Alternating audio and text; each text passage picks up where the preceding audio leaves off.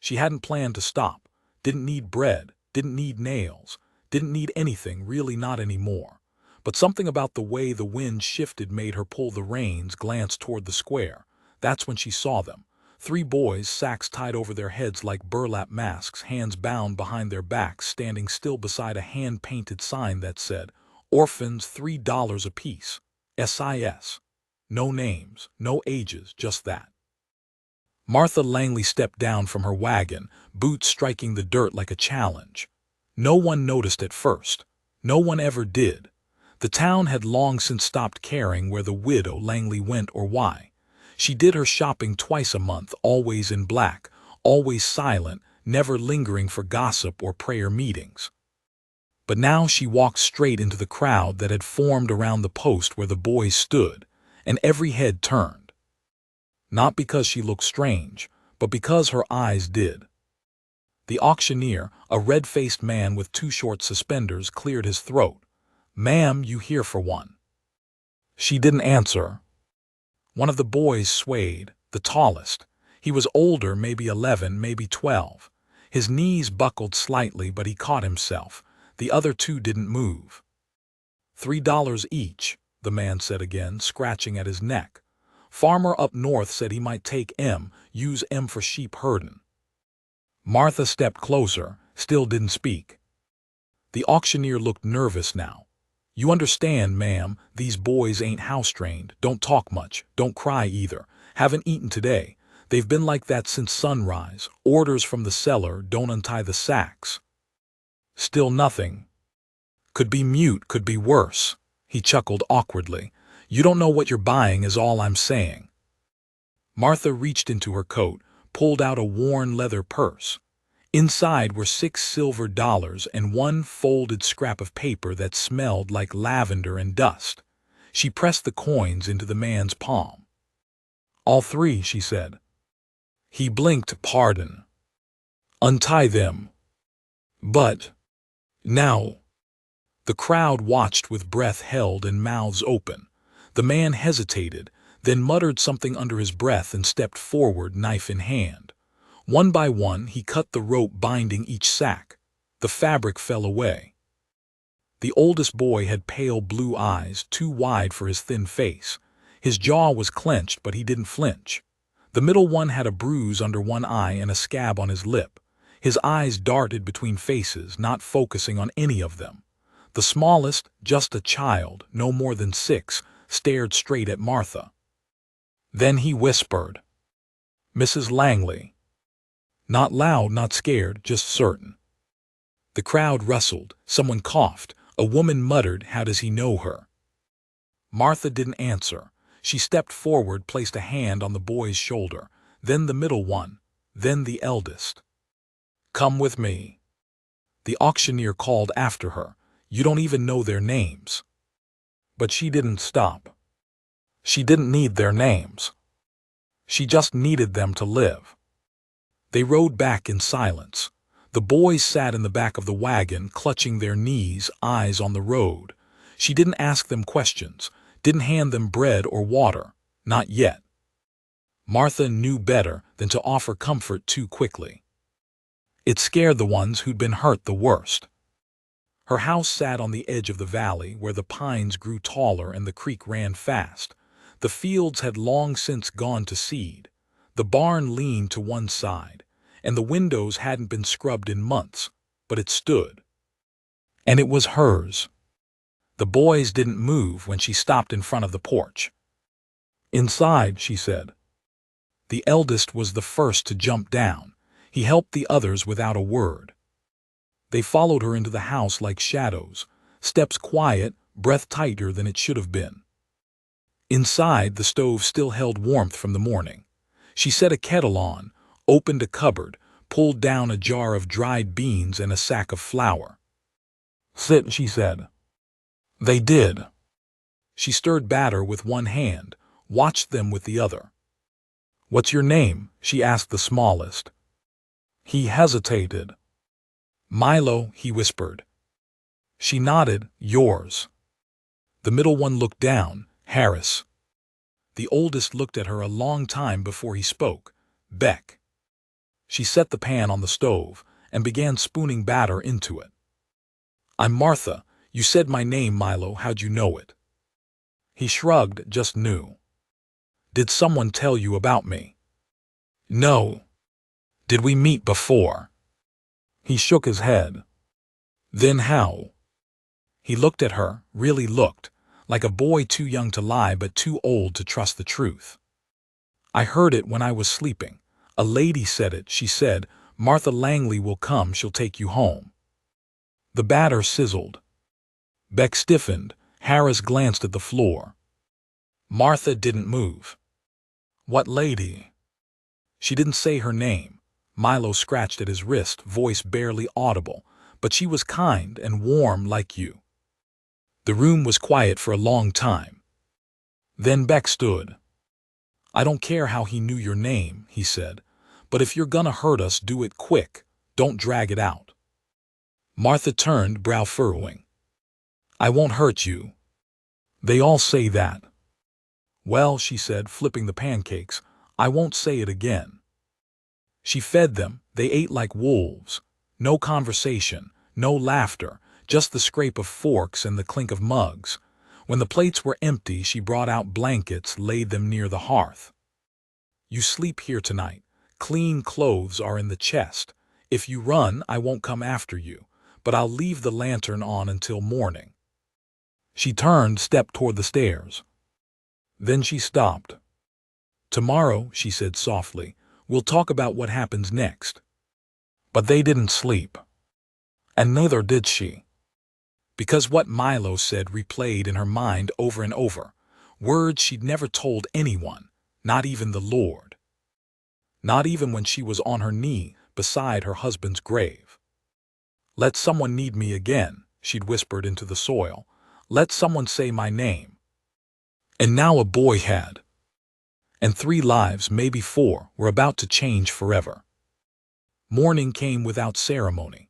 The clouds held gray over the Langley house, as though the sky itself had stayed up watching. Martha had barely closed her eyes, but the moment the rooster crowed, half-hearted and distant, she was already dressed, already downstairs, already starting the fire again. The boys hadn't moved much. Milo was curled under the blanket nearest the hearth, a thumb pressed gently against his bottom lip, not quite sucking it, just holding it like something to keep the silence company. Harris was lying rigid on his back, hands clenched over his chest like a boy expecting to be dragged out by his collar. Beck sat upright in the farthest corner, knees tucked to his chest, head up, watching the door, watching her. None of them spoke. Martha poured water from the kettle into a basin, rolled up her sleeves, and started mixing soap. She didn't ask who was hungry. She knew they were. Didn't ask who was dirty. That much was obvious too. She didn't crowd them. Not yet. But when she set a stack of folded shirts and woolen trousers on the bench beside the stove, her voice was calm and firm. "You can wash in the barn. There's privacy there. Towels are in the red box. Beck, you go first. Then Harris. Milo, you're last. Don't come back in until you're clean." None of them moved at first. Beck's jaw tightened. "Why are you doing this?" "Because I want to. People don't do things just to be kind." She met his eyes.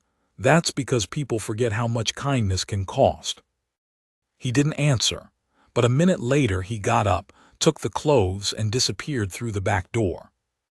By the time Harris had followed, Martha was already mixing oats into a pot of boiling water, slicing apples, and adding cinnamon she'd saved for a day she didn't think would come.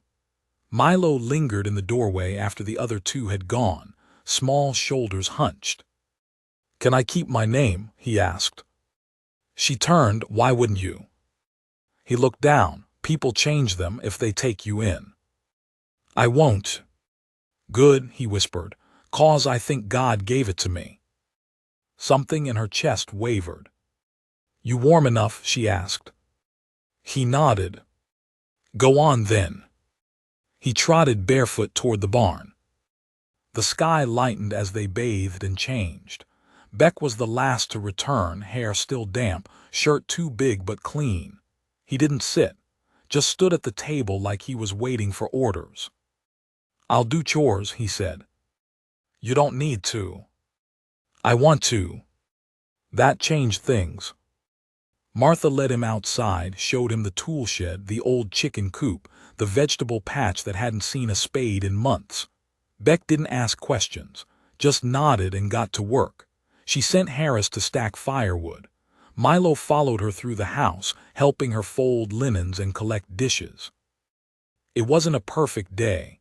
There were awkward silences, sudden flinches.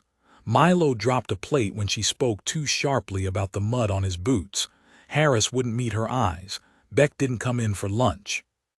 But by the time the sun had dipped past the ridge, there was warmth in the house that hadn't been there in years. And then, a knock. 3 short raps. Martha froze. The boys looked up. She opened the door and found Reverend Jacob Stokes standing on her porch. Tall, lean, in a black coat with hands folded like he was praying even when he was. "Afternoon, Martha," he said. "Heard you made a purchase in town." She stepped outside, closed the door behind her. "I brought them home. Wasn't sure it was you. Some of the townsfolk thought you'd gone mad." "Maybe I have. They're not livestock." "I know. They've been passed between more homes than most dogs, Martha. People take them, then bring them back. That one boy, Beck, he broke a man's nose with a horseshoe. He won't be breaking mine." Reverend Stokes looked at her for a long time, then sighed. "You want me to help get their names written with the county clerk, make it official?" "Not yet. I need to know they'll stay." "I wouldn't count on that, not with their history." She looked past him at the hills, then back. "Then I'll make new history." He smiled faintly. "You always were stubborn." "I learned from the best." He tipped his hat, turned to go. "Martha." She looked back. "I hope you know what you're doing. Taking in one boy is hard enough. 3, that's a resurrection." She didn't reply. Inside, Milo was peeking from behind the curtain. "Who was that?" "Just someone who worries too much." "He's scared," Milo said, "of what might happen to us." "So am I." That night she pulled out an old Bible from her trunk, set it on the table. The boys watched. "I read from this when I was your age," she said. "Sometimes it helped, sometimes it didn't, but I thought maybe you'd want to hear something from it tonight." They didn't answer. So she read anyway. "He setteth the solitary in families. He bringeth out those which are bound with chains." She didn't look up, just turned the page and kept going. By the time she closed it, Milo was asleep on the bench. Harris was curled up in a blanket, and Beck, though his eyes were open, wasn't watching the door anymore. He was watching her. She blew out the lantern. And for the first time in years, the silence of the house didn't feel empty. The next morning, there was blood in the snow. Not a lot, just a trail, thin and broken, leading from the back of the house toward the trees. Martha followed it, heart tight in her throat. The boys were still asleep. At least she thought they were. She hadn't woken them, not yet, not until she knew. The trail twisted between the trees, barely visible, interrupted by boot prints, too small for a man, too heavy for a fox. She followed it past the fence line, down the ravine, and into the copse where the pines grew thick. And there she found him. Beck, kneeling beside a snare trap, his hand wrapped in cloth, face blank. A rabbit struggled in the loop beside him, half dead, bleeding from the belly. "I didn't mean to," he said. Martha stepped closer. "I wanted to help, thought I could get breakfast, but it fought me." He didn't cry, didn't wince, just stared at the rabbit, then at her. "Will it die?" "Yes." "I'm sorry." She crouched, gently took the animal and ended its pain with a rock, quick, silent. She wrapped it in a cloth and looked at his hand. "You need stitches." "I've had worse." "I'm sure you have, but you won't again, not here." She cleaned the wound back at the house, stitched it by lamplight while he stared straight ahead. Harris and Milo sat at the table, silent, watching. "I want to learn to trap right," Beck said. "You will. And to shoot."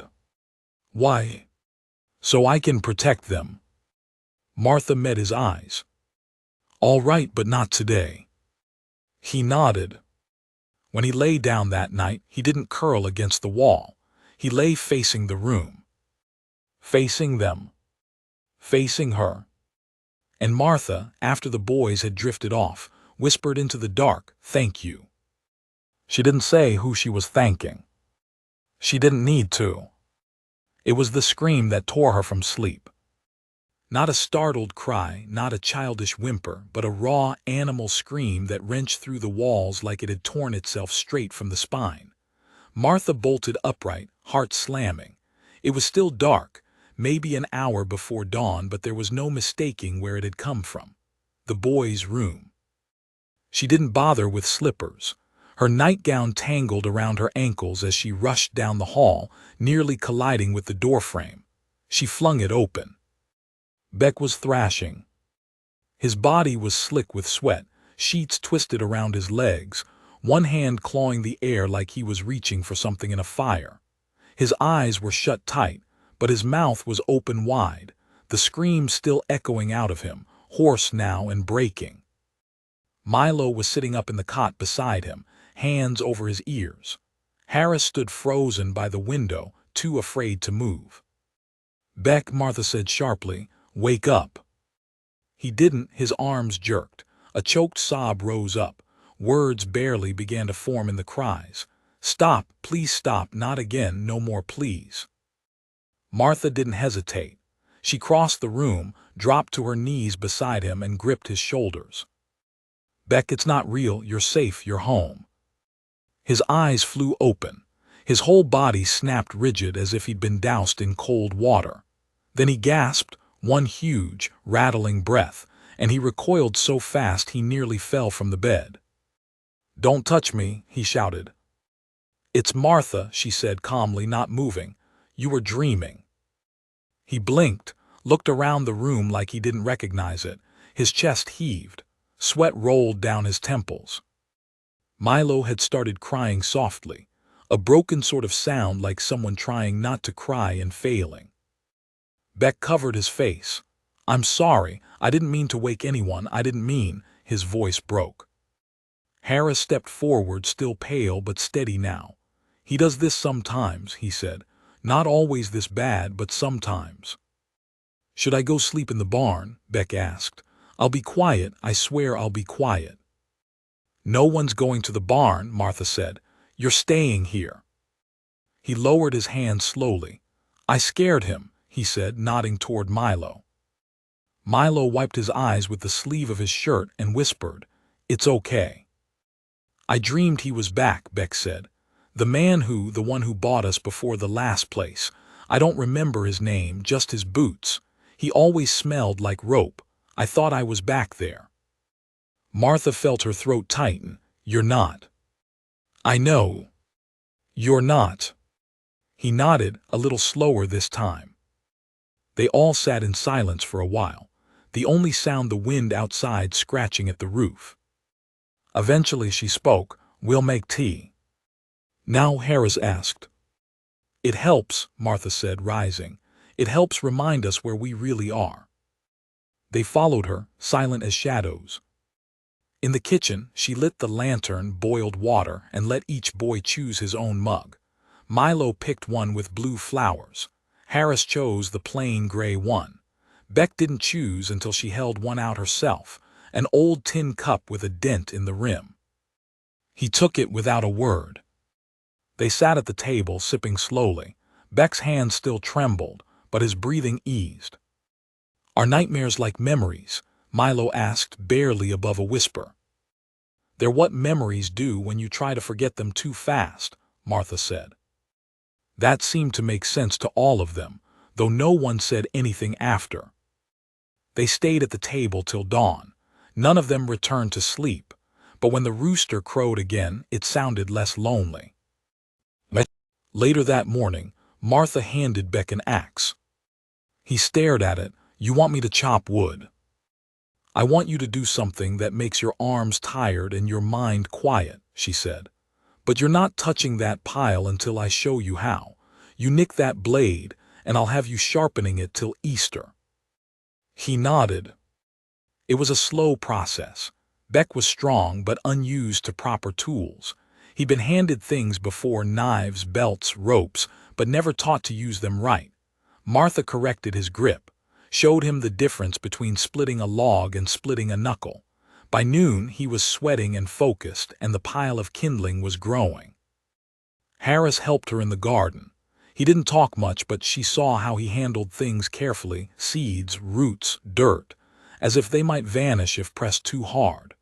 When he found a worm, he picked it up gently, set it aside, and kept digging. Did you ever have a family? He asked suddenly. I did. Where are they now? Gone. He didn't press, just nodded. Martha appreciated that. Some boys asked to wound.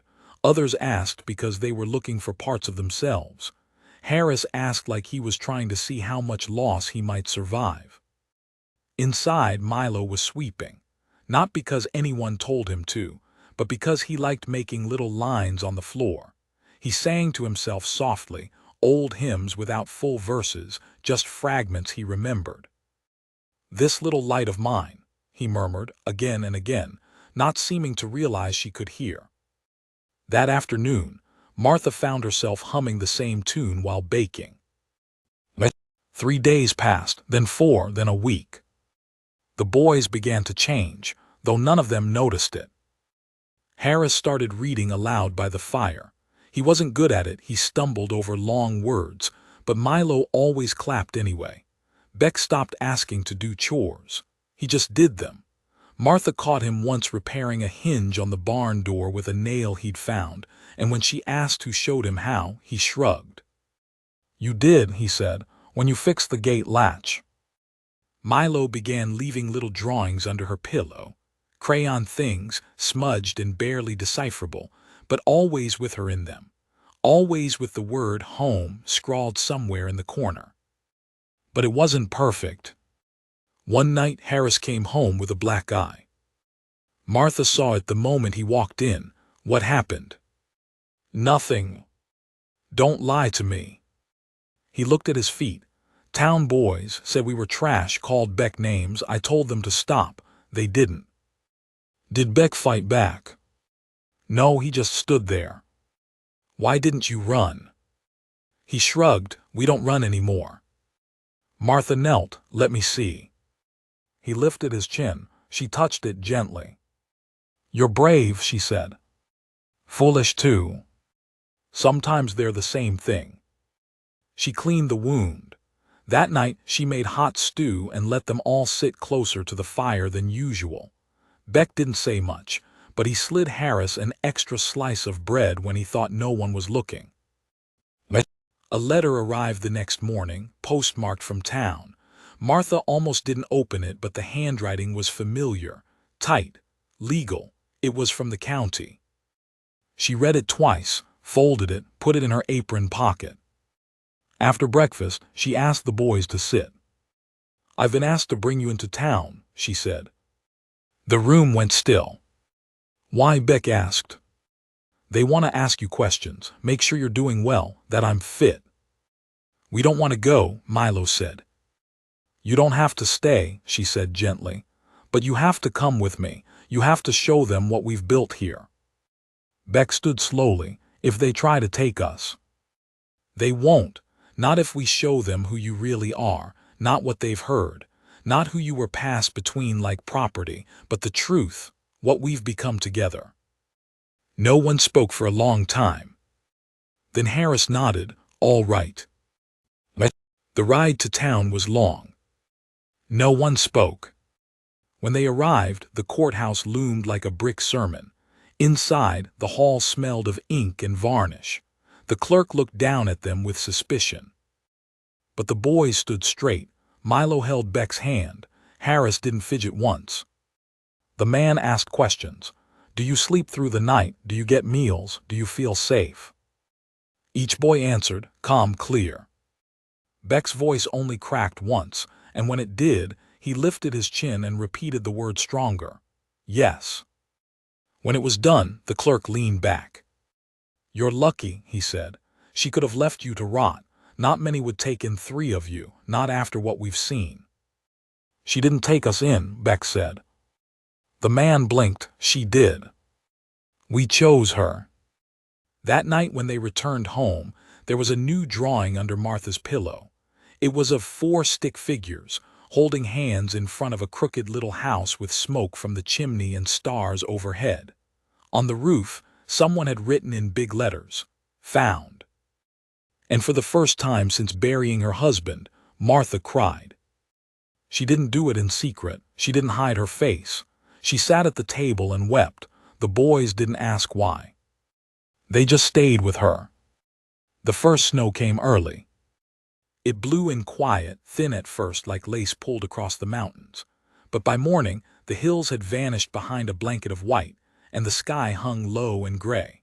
Martha stood on the porch in her shawl, breath rising in little clouds, watching the wind weave itself through the trees. Inside, the boys were bundled by the stove, sharing a single wool blanket between them like it was treasure. Milo had never seen snow before. He sat closest to the window, his mouth open in wonder, leaving little foggy patches on the glass. Is it cold? He asked. Freezing, Beck said without looking up. Can I touch it? You can touch it all you want, but don't go out there without boots, or your toes'll snap off like brittle twigs. Milo laughed, but didn't move. Beck had a way of teasing that always walked the line between serious and ridiculous, and Milo was still too young to know when he was being warned or played. Martha smiled and turned back inside. Breakfast, she called. Hot biscuits, but only if you set the table right. Harris rose first, always the responsible one. Beck followed, stretching his long arms. Milo scampered to his place, his head still swiveling to the window, trying to catch every flake before it hit the ground. They ate in a silence that had stopped being uncomfortable weeks ago. It was a silence of understanding now, of warmth and chewing, and eyes meeting over mugs of tea. Martha found herself watching them longer than she meant to. Why are you looking at us like that? Beck asked, a biscuit halfway to his mouth. I'm just proud, she said, her voice quieter than she intended. The boys paused. It was Milo who reached out and took her hand. He didn't say anything, just held it. That afternoon, they built a snowman. Not because anyone told them to, but because Milo insisted they had to try. He needs arms, Milo said, circling the lumpy figure, and a hat. Give him yours, Beck teased. No way, my ears'll freeze off. You're the one who wanted to build a snowman. I didn't say he needed to hear anything, Milo said smartly, and Beck burst out laughing. Harris came out with a couple sticks and an old tin lid for a hat. Martha watched from the porch, a mug of tea in her hands, the sound of laughter and boots crunching in snow swirling around her like the best kind of music. It had been a long, long time since she'd heard children laugh in the yard, since her husband's voice had joined them, since she'd let herself imagine the sound returning. But now it had. And it wasn't just noise, it was life. By sundown, the sky burned gold over the white hills, and the boys came in soaked to the bone but beaming. She made stew, and they peeled off their wet clothes, hanging them by the fire like old rags, steam rising from the boots. Milo curled up in one of her old shawls. Beck brought out a deck of cards. Who wants to lose tonight? He challenged. You always cheat, Harris said. You just always lose. Same thing. They played 3 games, then fell asleep right there on the floor in a tangle of arms and limbs, the way only brothers, real or chosen, could. Martha didn't wake them. She draped another blanket over the pile of boys and sat beside the stove until the coals turned red and low. The wind howled outside, but the cabin held tight. The trouble came 5 days later. Martha had gone into town alone. Supplies were low, and the boys were busy patching the hen coop after a raccoon tore through it in the night. It was supposed to be a short trip, but when she reached the general store, something was off. The man behind the counter, Gerald Wash, stopped stacking flour and looked up. He was never friendly, but today he looked uneasy. "Something wrong?" Martha asked. He scratched his neck. Heard a rider came in, asking questions about the boys. Her hands went still on the counter. "What kind of questions?" "The kind you don't want strangers asking. Said he had papers, said he was family." Martha felt her gut tighten. "What name?" "Didn't give one, rode off before anyone could stop him, but he headed east, toward your place." She left the supplies. "Didn't even pack them up." She rode harder than she had in years, her old mare kicking up snow and slush as they tore down the road, her breath fogging in the cold, her heart pounding louder than hooves. When she crested the last hill, the cabin came into view, and a horse was tied outside. A dark horse. Saddlebags heavy, with something she couldn't see. The boys were still inside. She jumped down and ran. The door was open. Inside, the boys stood in a row, silent, back stiff. In front of them, a man in a dark coat, tall, pale, a mustache that curled at the edges like a villain from a dime novel. He held a folder in one hand and in the other something worse. A sack. The same kind the boys had worn when she first saw them. "Step away from them," Martha said. The man turned slowly. "You must be the widow. You must be lost." "I'm not. I've come for what's mine." "They're not yours." He opened the folder. "Ward transfer papers, signed by Judge Hammond 2 counties over. I paid good money." "You paid for flesh, not for family." He tilted his head. "That's a pretty word for stolen property." "You say that again," Beck said, voice shaking, "and I'll knock your teeth out." The man laughed. "You think you can fight me, boy?" "I already did." "You're a feral dog," the man said, stepping forward. "You and your little mutts." "Then we bite," Harris said, stepping beside Beck. Milo clung to Martha's side. The man reached into his coat. Martha moved first. The rifle from the mantel was already in her hands. She raised it, eyes steady. "Try it." He froze. "You think I won't?" she asked. "I think you're scared." "I am," she said, "but that do mean I won't pull the trigger." The man's hand hovered. Then slowly he lowered it. "You'll pay for this," he said. "They always find out, always." "They already did," she said, "and they left them with me."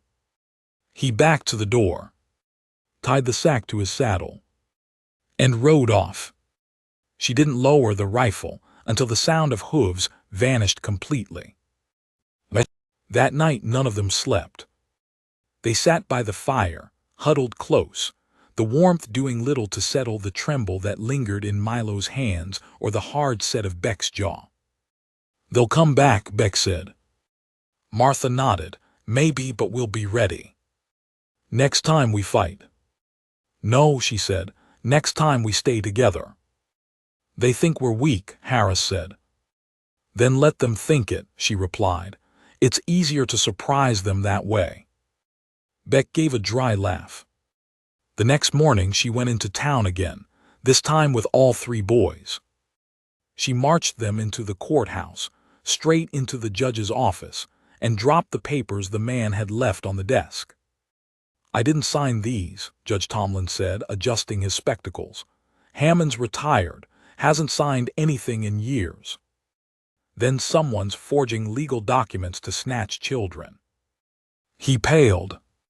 "We'll handle this," he said. "You have my word." "I don't want promises," she said. "I want names and I want peace." He nodded. She left the courthouse with her arm around Milo's shoulders. That winter passed like a slow song. The days short, the nights long, but filled with the kind of quiet routine that made life bearable. The boys learned to bake. Beck built a sled. Harris read every book in the attic and then reread them. Milo started learning to write. His first word wasn't cat or dog. It was Martha. He left it written in chalk on the cabin wall. When she saw it, she cried again. Not loudly, not for long, but real tears. By the time spring came, they had planted a new garden. By summer it was growing strong. And the boys, each in their own way, had learned how to grow with it. The garden rose bent in tidy arcs like stitched seams along the earth, and Martha moved between them with her sleeves rolled to her elbows and a basket in her arm, humming under her breath. By now the boys could tell her mood from the hum. Today it was a calm one, soft and low like a hymn. The cabbage heads were full and tight, and Milo ran beside her, carrying the smaller basket, wobbling slightly under its weight. His handwriting had improved since winter. His R's still came out backwards sometimes, but his name, Milo, was sharp and proud on every paper she gave him. Martha, he said, huffing as he walked behind her, can we cook it all today? She looked down at him. You want cabbage stew again? We got Beck's birthday soon. Should make something special. It's not for 2 weeks. Then we got time to make it perfect. She smiled, brushing soil from a head of lettuce. We'll think of something. Up near the coop, Beck and Harris worked in rhythm, shoveling, lifting, hammering. The boys had taken to the work like they'd been born into it, not dragged here with bags over their heads and bruises on their backs. Beck had grown a few inches taller since the winter.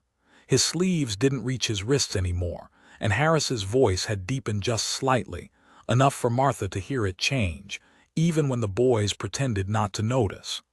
Time was moving, just slow enough to feel it in their bones. But peace, like all things, never lasted forever in places like this. The first warning came in the form of a letter.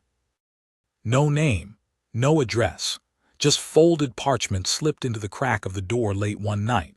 Martha found it when she stepped out with her lamp, the oil burning low. It was written in careful penmanship, but the words were sharp. You stole them. That won't be forgotten. She burned it in the fireplace and didn't tell the boys. The second warning came 2 weeks later. A chicken was missing. Then a goat found dead, neck snapped, left with no signs of struggle. Beck found it before Milo could see. They buried it near the garden.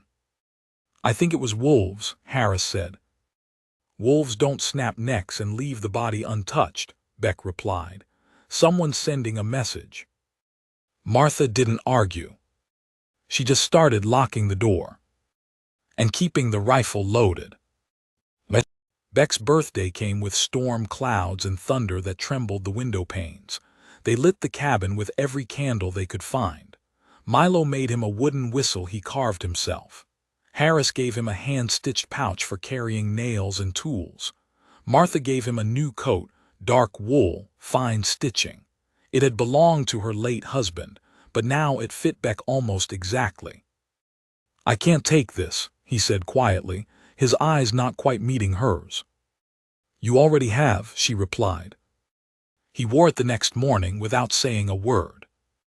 That was the day everything changed. It began with the dog. A stray mutt, yellow-eyed and ribs showing through his mangy fur, limped up to the property just before noon. Milo saw it first through the kitchen window. It was raining again, thin sheets that made everything look blurred. The dog stood near the edge of the tree line, staring at the house. Dog, Milo whispered, tugging Martha's sleeve. She stepped over and squinted out the window. Not a good sign, she murmured. Beck had already gone outside. Go back inside, she told him through the window, but he shook his head. I just want to see. Then the dog ran. But not toward them. Away. And just as it vanished into the woods, a sound rang out through the trees, a sound Martha hadn't heard in years.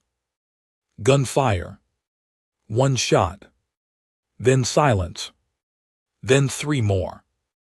Beck dropped flat to the ground. Harris pulled Milo from the window. Martha didn't move. Her heart pounded loud in her ears, but her body had gone still. She knew that rhythm. A warning shot, then a real one. Then 2 to prove it wasn't an accident. Someone was watching. And they were closing in. They didn't sleep that night. Martha made the boys stay in the kitchen, away from the windows. They ate cold bread and beans. Beck kept the rifle on his lap the whole time, jaw tight, eyes flicking to every corner. He'd grown fast since winter, but that night he looked older than any boy his age should have.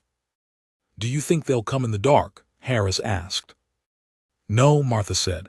"Cowards don't walk through shadows, they wait for light." So they waited. And the morning brought nothing but fog.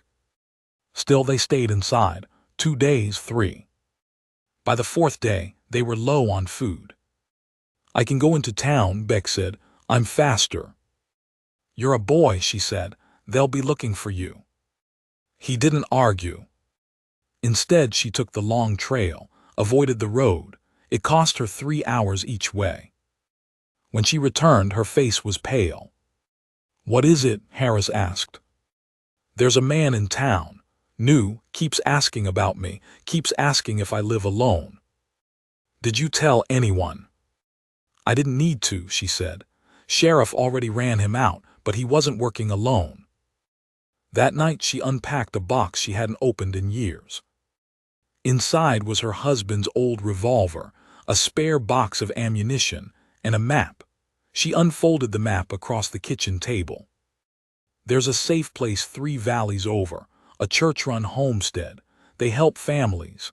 If I leave tonight, I can speak with the pastor there by morning." "You're going alone?" Harris asked. "I need someone to stay and keep you safe, if I'm gone more than 2 days." "We're not leaving," Beck said. She looked at him. "If they come," he said, "we stay together." "That's exactly what I'm afraid of." But he didn't back down. In the end, she left at dusk, rode out with the revolver strapped to her side, a satchel of dry bread and jerky in her saddlebag, and the hope she'd return before anything went wrong. She didn't get far. By sunrise, she was less than 10 miles out when the storm hit. Not a storm of weather, but of sound, hoofbeats in the distance, then a whistle. She turned her horse down a narrow creek, but they were faster. Within an hour she was surrounded by 3 riders, men in dust coats, faces covered in scarves, guns drawn. She didn't flinch. "Where you headed, miss?" the lead one asked. "Church," she said. "Not that it's any of your business." "It's not," he said, circling her slowly. "But those 3 boys you've been harboring are." "Harboring," she spat. "They were dumped like trash. I gave them a home." "You stole them from someone who paid good money." "Then maybe the system's broken." He laughed. "Maybe it is, doesn't change the law." "Then maybe the law's broken too." "You're awful brave, miss, for someone surrounded."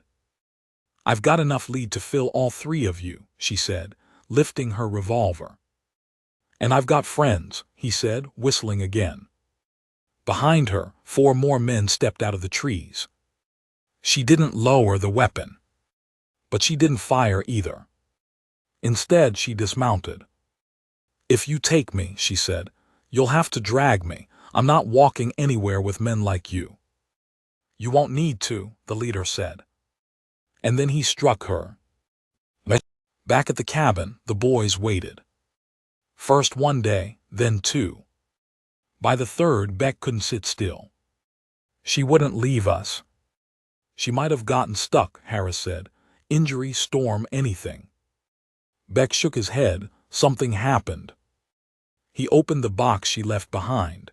The 2nd revolver, a map, the names of the church folks she meant to see. "We go after her," he said. "We can't leave Milo." Milo looked up. "I'm coming." "You're not strong enough." "I don't care, she's my mom." That stopped them both. In all the time they'd been there, None of them had dared say it aloud. But there it was. Truth on a 7-year-old's lips. They packed the next morning. Left the garden behind. Left the chickens. Left everything they'd built except what they could carry. They followed the trail she said she'd take. And what they found at the halfway mark made Beck fall to his knees. Her horse, shot through the chest. No sign of her. Just a trail of blood, barely visible in the dirt leading east. Away from town. Away from the church. Into the hills. Where men took people when they didn't want them found. Beck rose, eyes filled with fire. He turned to Harris. "We're bringing her home." They moved before sunrise, hugging the tree line where fog sat thick like breath held too long. Beck led, map tucked under one arm and revolver holstered at his hip, a weapon that looked too large for a boy not yet 16, though he carried it like it belonged to him. Harris took the rear, checking over his shoulder every dozen steps, every twig crackling beneath their boots drawing a glance. Milo walked between them, his stride small but sure, fists balled at his sides, the crude wooden slingshot strapped across his chest more for confidence than use. He hadn't spoken since they found the horse, but he hadn't cried either, not one tear. He'd simply looked at the blood in the mud, nodded once, and said, "She's alive." They believed him, because believing otherwise wasn't an option. The hills were cruel. Vines and thorns clawed at their legs, and the air turned thin the higher they climbed. Harris found a bootprint in the soft earth, small, narrow, with a drag mark behind it. A woman's step, weak but recent. Beck knelt beside it, fingers tracing the indentation. His lips moved, but no sound came. A prayer maybe, or a memory. "We're close," he finally said, "real close." The cabin appeared by accident. They were cutting through a narrow gap in the rocks when Milo grabbed Beck's sleeve and pointed. Beyond the trees, through a lattice of overgrowth, sat a weather-beaten shack, tilted slightly as if the mountain itself had grown tired of holding it up. Smoke curled faint from the chimney, faint but alive. A red scarf hung from a nail on the porch, torn, familiar. "She's there," Milo whispered. "No guarantee," Harris said. "Could be a trap." "We can't wait," Beck answered. "We go quiet, fast, no noise." They crept forward. The boards of the porch groaned beneath Beck's boots. He motioned for Milo to stay behind the tree line. Harris followed close, knife drawn, crouched low. The door was cracked an inch. Beck pressed his ear to the frame. "Nothing." He pushed. The hinges squealed and light spilled into a room choked with dust. The smell of old smoke and sweat and something metallic filled their noses. A table sat overturned. A chair broken. Rope coiled on the ground, frayed at the ends. "Over here," Harris whispered, pointing toward a dark corner. "Martha." She was tied to the bedpost, wrists red and raw, her dress torn at the sleeves. Her eyes were open, half-lidded with exhaustion, lips cracked, a bruise purpling beneath one cheekbone. She didn't flinch when she saw them, didn't cry out, just smiled. "I knew you'd come," she said. Beck was at her side in an instant, cutting through the bindings with a blade that shook in his hand. "Did they hurt you?" he asked. "Not in the way they wanted," she replied, wincing as the ropes fell loose. Harris stepped to the window, no sign of them. "They'll be back," Martha whispered. "They only left to get supplies, there's more. They're not just after me, they're after the boys, some new buyer. Said orphans like you fetch good coin, especially if you're broken in already." Milo's voice came from the door. "They're coming." He was supposed to stay back. But he stood there now, holding a rock in one hand, his eyes wide. 3 men coming up the trail. They had minutes, less. Beck pulled Martha to her feet.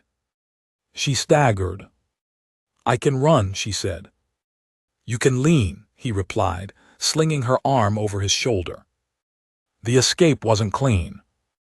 The back door led to a ravine, steep and littered with moss-covered stones. Beck went first, helping Martha slide down, Harris following close behind. Milo was last.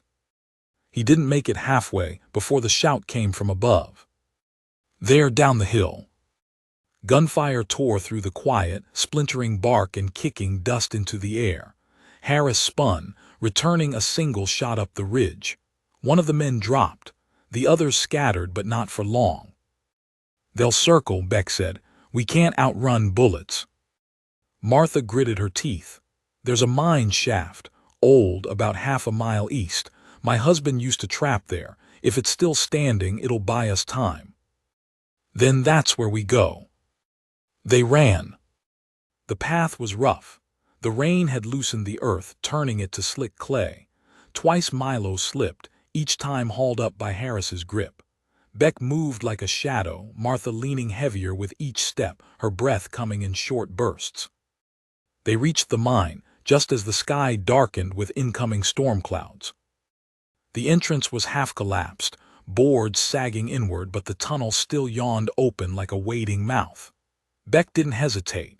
He led them in, lantern swinging from his belt, the light barely cutting through the dark. Inside, the air was damp. Old rails lined the floor, rusted and crooked. A small cart sat on its side, filled with rocks and dirt. Farther in, Beck said, we'll find a pocket to hide. Milo tugged at his sleeve. What if it caves in? Then we take the risk. Because outside was worse. The echo of boots came less than 10 minutes later. 2 men, then a third. Voices low and angry. I told you I heard 'em, down here somewhere.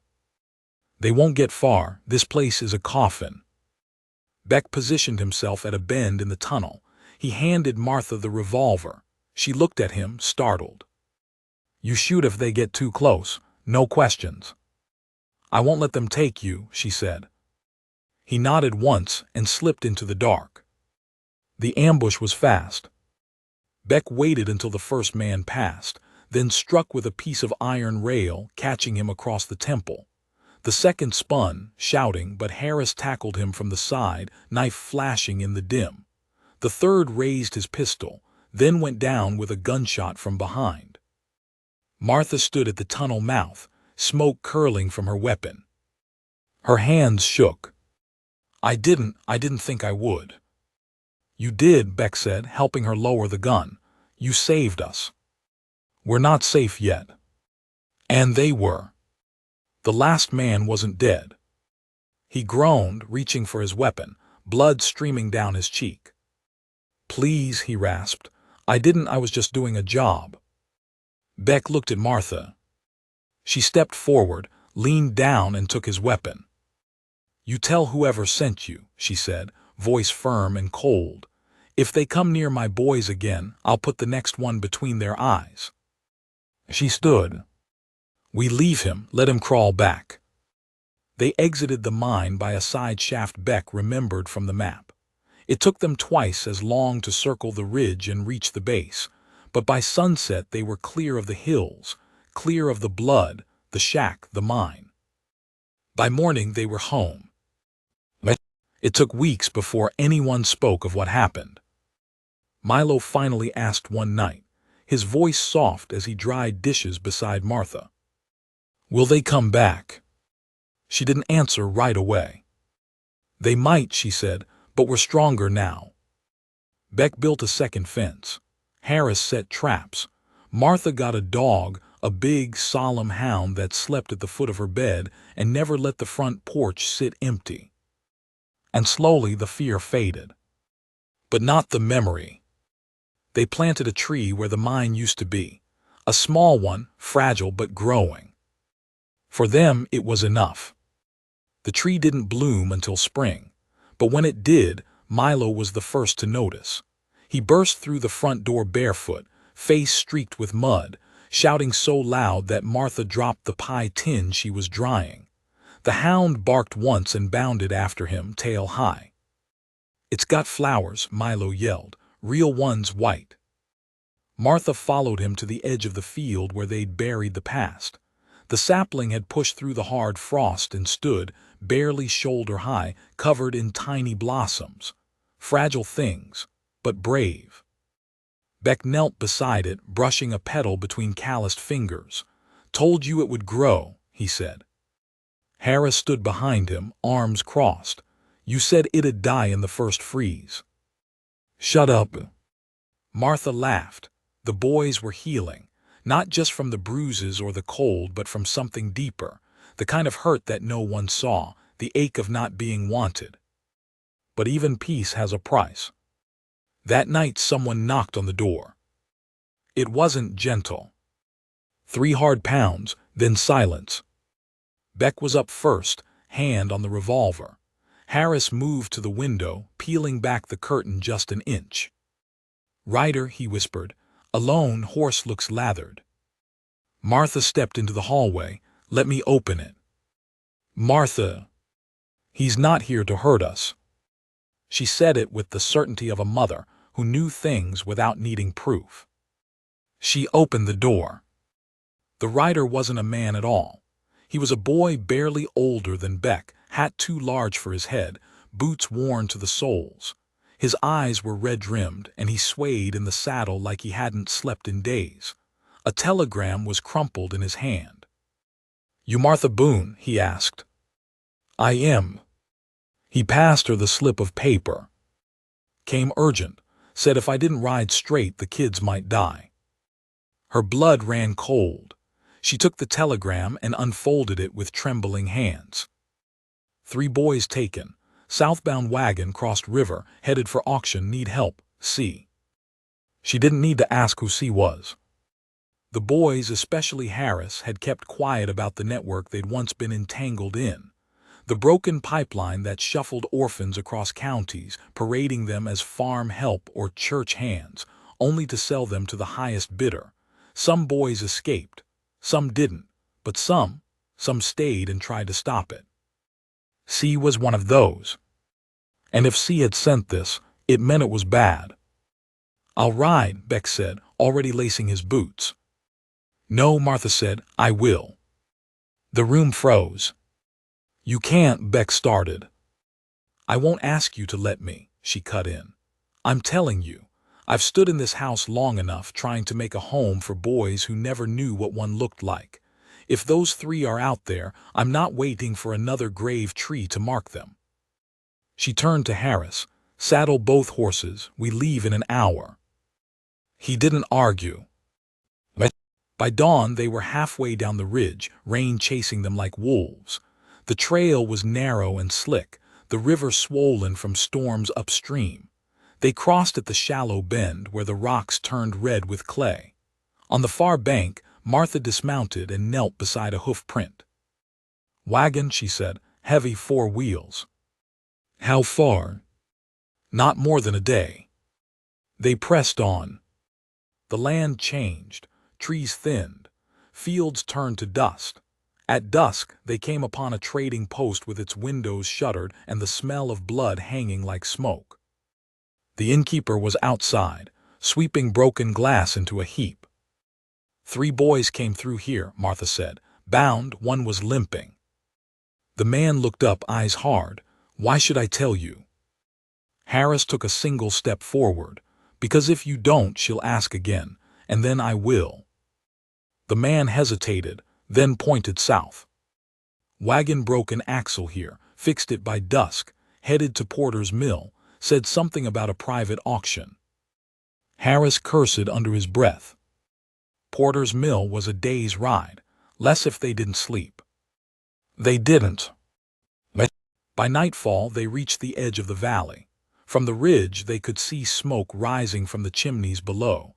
Dozens of tents pitched along the creek, men walking with rifles. A pen near the center, made of stacked crates and barbed wire. 3 boys huddled. One clutched his stomach. Another had a sack still tied around his neck. Martha exhaled slowly. "We go in quiet." "No," Harris said, "we go in loud."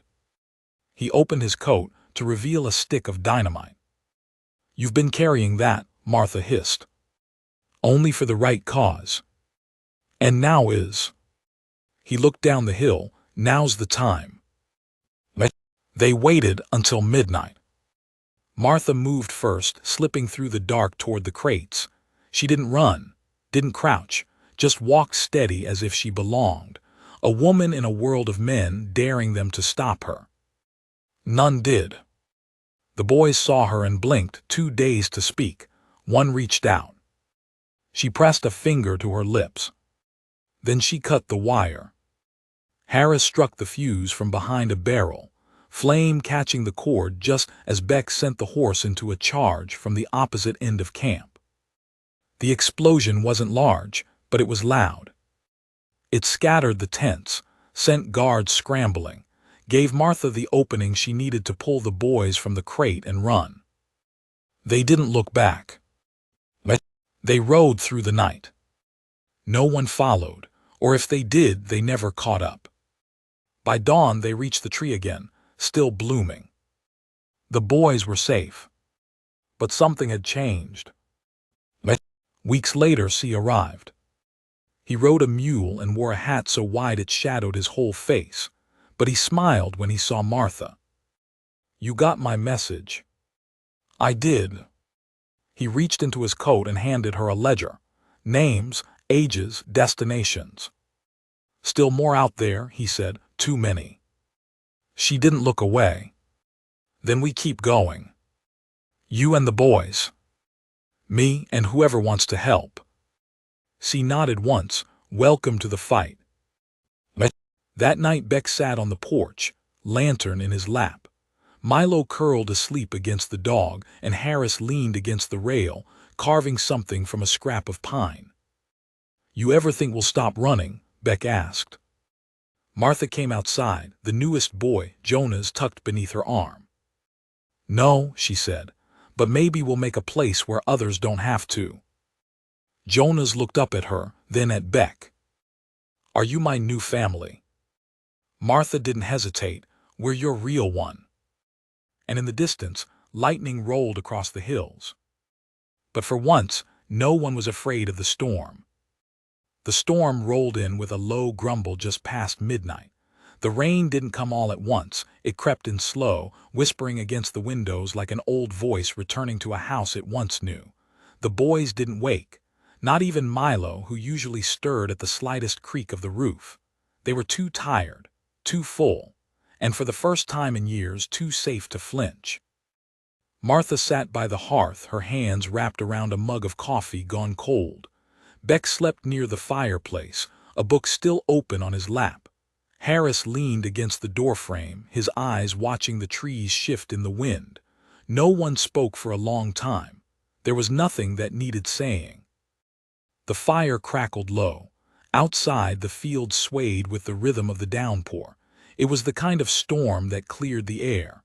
Not one that brought fear, but one that swept out the ghosts. Martha finally set her mug down and looked toward the bedroom where the newest boys were sleeping. Jonas, Polly, Ben. Ben had been the last one rescued, the smallest. He still cried in his sleep sometimes, though he tried to hide it. But earlier that evening, he'd handed her a piece of torn paper with something scrawled in charcoal. "Mohammed." That was all it said. No one had told him to write it. No one had even said the word aloud in days, but somehow he'd known. Martha kept it folded in her apron now, close to her heart. "They're healing," she whispered. Harris nodded. "So are we." Outside, the wind shifted, bringing with it the scent of river mud and wildflowers, both lingering signs that spring was digging its heels in, new life pushing through old dirt. A week passed, then two. The house, once too quiet, now buzzed with sound, laughter, bickering, singing off-key. Beck had started teaching the younger ones how to fish, though Milo swore the worms made him gag. Harris was carving each boy his own wooden toy. He claimed it was a gift, just something to keep your hands busy, but the care in every smooth edge said otherwise. Martha tended the garden. She added more rows this year. More mouths meant more to grow. Jonas liked to help her, not because he enjoyed the work, but because it gave him a reason to be near her. Every so often, he'd glance up from his digging and ask a question that didn't sound like a question at all. "You think I'll get taller? A family?" Beck read the letter twice. "You gonna say yes?" Martha looked out the window, where the boys were chasing fireflies in the yard. "I already did." Years later, the tree still stood. Taller now, thick with leaves. Under it a small marker had been set. For the ones who never made it, and the ones who did. The house had grown, too. Bigger walls, more windows, laughter spilling out from every room, children of all ages. Some arrived with bruises, some with silence, but none stayed that way for long. Martha never turned anyone away. And in time, people began calling the house by another name. The Boone Light.